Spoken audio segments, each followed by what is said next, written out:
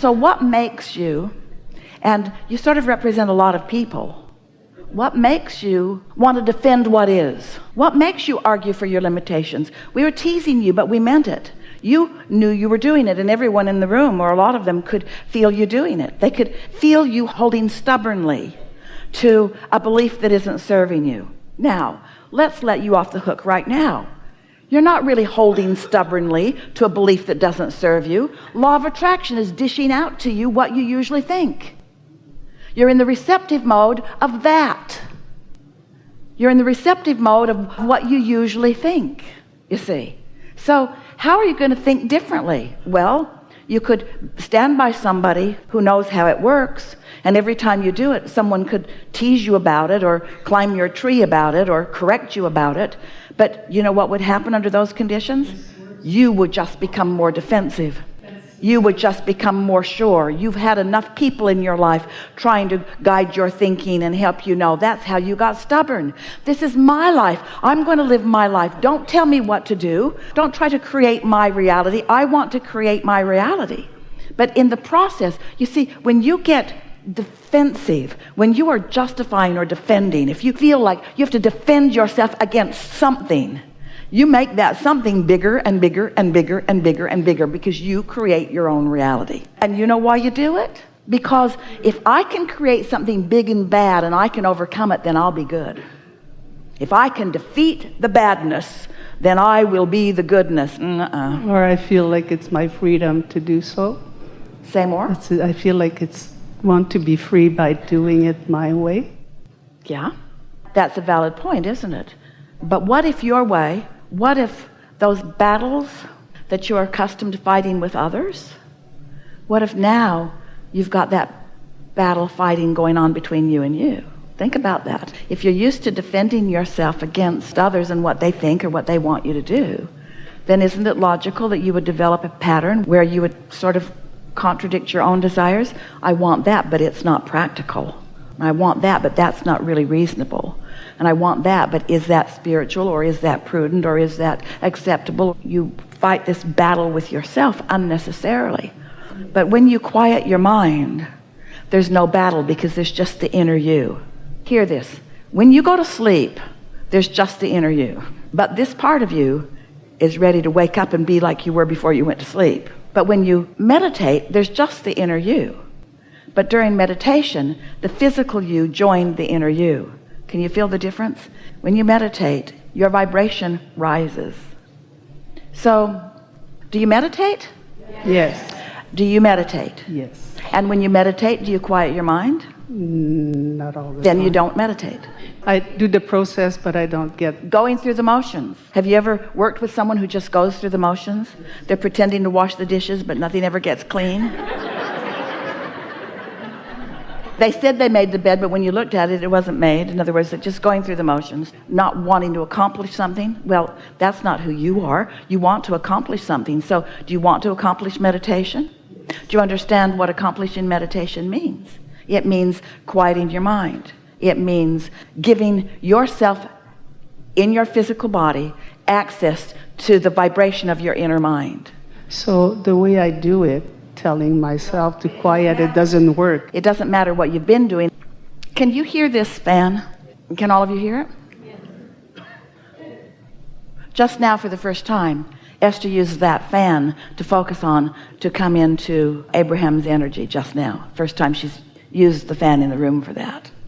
Now we want to tell you the benefit of this fan that you can hear. It's not interesting. There's not much meat in the thought of the fan. No point in comparing it. That fan isn't as nice as other fans I've heard. I don't think that fan likes me. There are none of those thoughts. That fan let me down. No. You just can't really find a contradictory thought about that. In fact, that fan is about as void of anything to think about as anything that you might think about, isn't it? It's not interesting. But it is something to notice. Can you notice it? Yes. Close your eyes and just focus on the fan. And when your mind wanders, and it will, because there are other things in your mind other than the fan, just let the fan be the most important thing to you right now.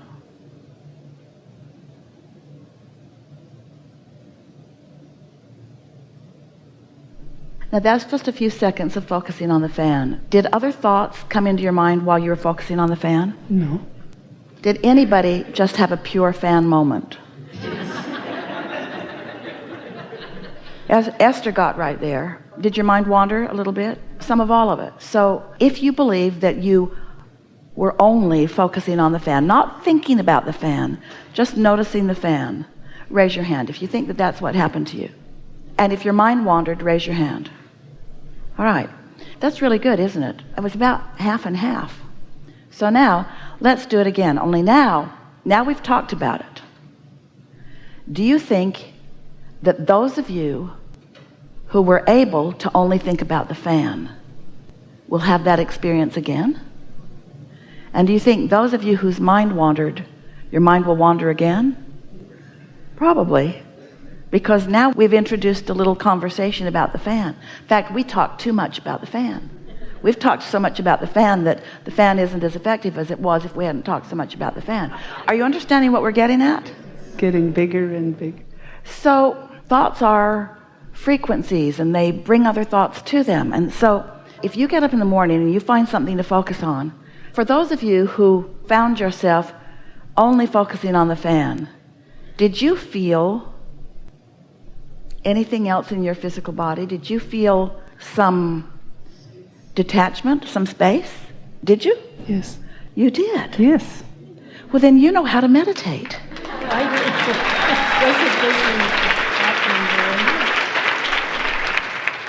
That's all it is. It's just doing that and not doing it very well, and next time doing it and doing it a little better, and sometimes doing it better than others, but knowing what you're doing and knowing what you're reaching for.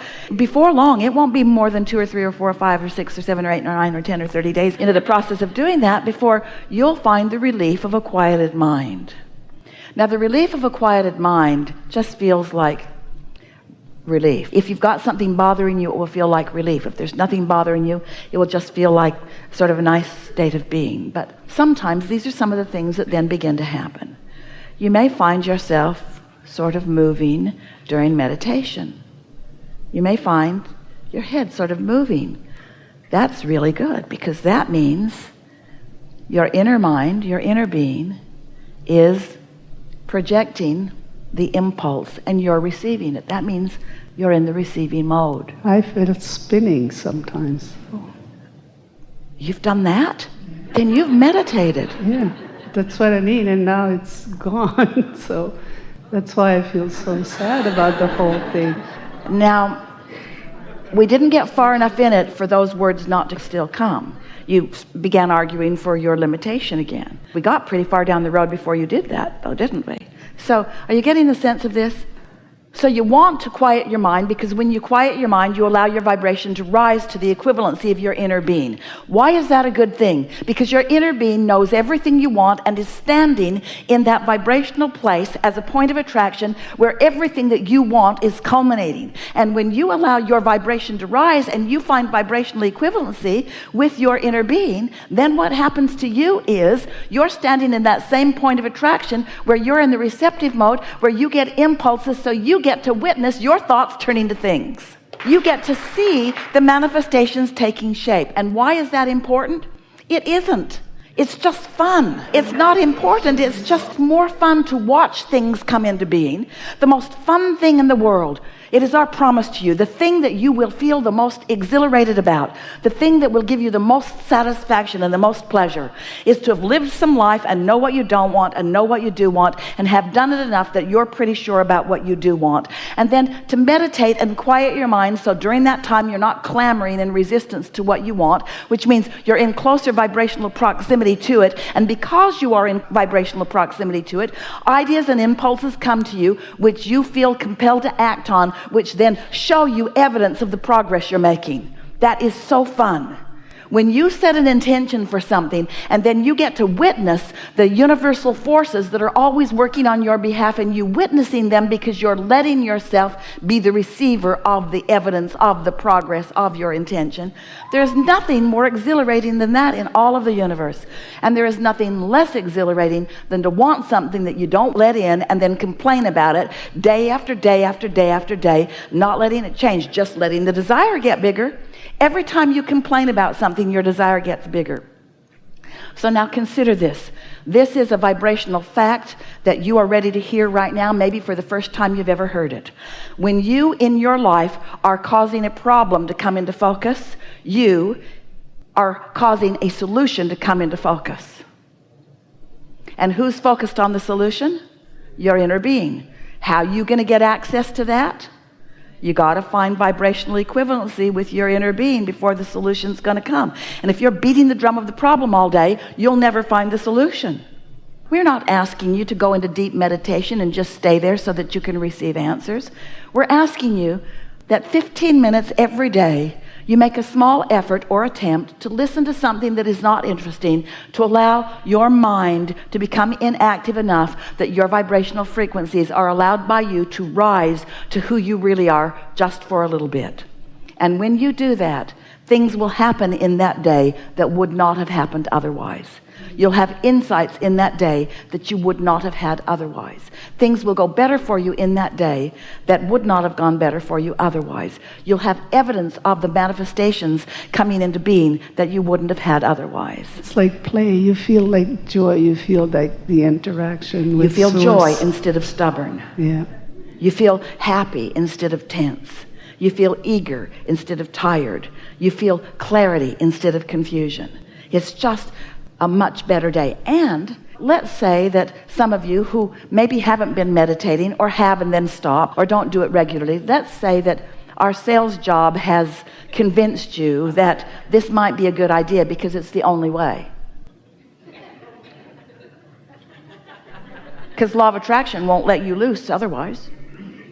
So let's say we convinced you and you began meditating and you began noticing that on those days that not only did you just feel better, but there was more fun because there was more evidence of you allowing the universe to work on your behalf.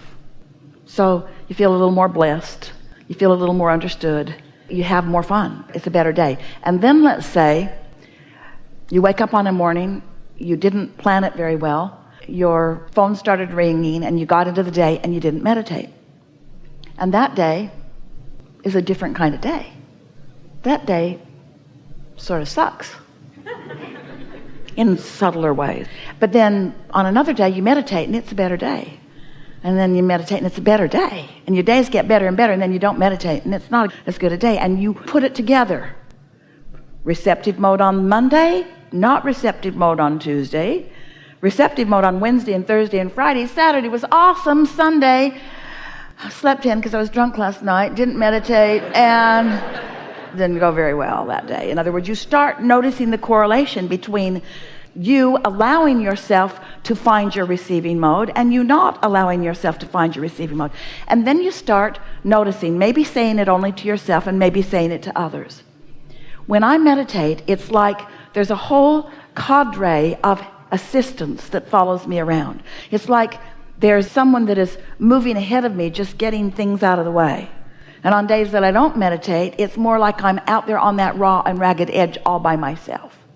Because it's attraction, attraction, attraction, attraction, attraction. And so this is the question that we want you to put to yourself, and we've never talked about this with any group ever before. We've never said it this clearly. Is my point of attraction more because I'm over here? Or is my point of attraction more because I'm over here? If you've meditated, it's more because you're over here. And if you're over here where your inner being is and where all the things you want are, then the things that you want are coming into fruition. They're coming into the light. They're coming into your consciousness. They're coming into your awareness. You're starting to see them and see them and see them and see them. A way to talk about this that you might hear more easily on the negative side, on the flip side of this, is Jerry and Esther, as they were driving around in their monster bus, a lot of miles crossing the nation, crisscrossing it back and forth year after year. And they would go for a period of time and never see an accident, never see one happen, never come up on one after the fact, never get close to one. They're happening all over the nation, but nowhere near they were, because it's attraction, attraction, attraction. And then something would get their attention, somebody would be talking about it, they'd see something on television, and then they'd come up after one.